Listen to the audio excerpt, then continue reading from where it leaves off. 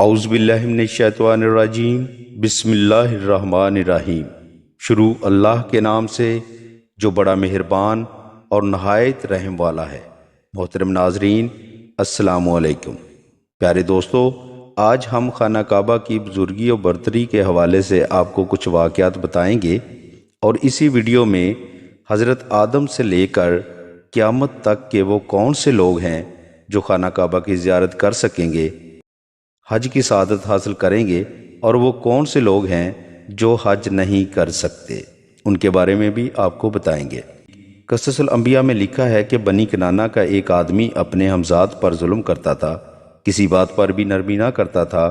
آخر وہ مظلوم خانہ کعبہ میں گھس گیا اور فریاد کی کہ یا خدایا، میں نے تیرے گھر میں پناہ لی ہے، الہی تو اس ظالم کو ایسے درد میں مبتلا کر کہ جس کا کوئی علاج نہ ہو۔ دعا کر کے وہ مظلوم گھر گیا، دیکھا کہ اس ظالم کا پیٹ مشک کی طرح پھول گیا ہے، اس کا کوئی علاج نہ ہوا، آخر کار اس کا پیٹ پھٹ گیا اور وہ مر گیا۔ اسی طرح ایک اور واقعہ ہے کہ ایک آدمی نے خانہ کعبہ کے روبرو کھڑے ہو کر ایک ظالم کے بارے میں دعا کی کہ خدایا اس کو اندھا کر، فوراً وہ اندھا ہو گیا۔ خانہ کعبہ 7ویں زمین سے لے کر بیت المعمور تک سب حرم ہے۔ ہر رات میں 120 رحمتیں بیت اللہ کے لیے نازل ہوتی ہیں، 60 رحمتیں ان میں سے طواف کرنے والوں کے لیے، اور 40 نماز پڑھنے والوں کے لیے، اور 20 بیت اللہ شریف کو دیکھنے والوں کے لیے۔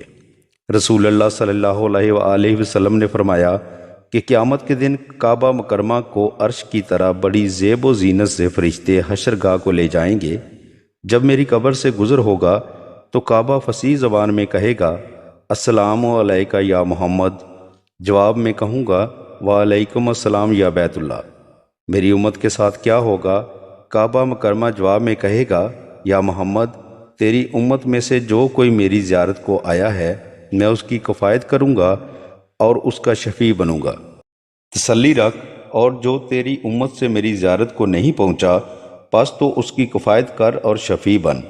بہرحال خانہ کعبہ کی بزرگی کی کوئی انتہا نہیں۔